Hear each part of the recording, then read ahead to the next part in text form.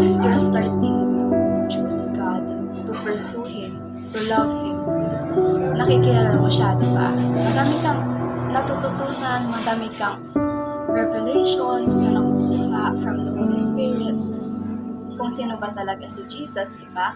Pero, aside from nakikilala mo siya, nakikilala mo din yung kaaway. Nakikilala mo din si Satan. And, nakikilala mo yung mga kung paano siya gumalaw, kung paano kanya pinagalaw noon, kung paano kanya kinontrol noon, no? Kung paano ka i-tempt, ganun, paano kanya kunin. Alam na alam ng kaaway kung paano ka kunin.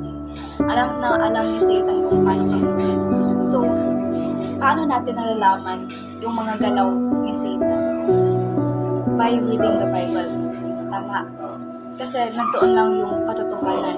Kung hindi na nakaka-glorify kay Jesus yung ginagawa natin, ibig sabihin, we are loving our true enemy, which is si Satan.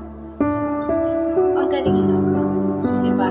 Kung kailan pinipili na nating mahalin ng Diyos, nalalaman natin kung paano yung strategy na ginawa sa atin ni Satan para mapalayo sa Diyos.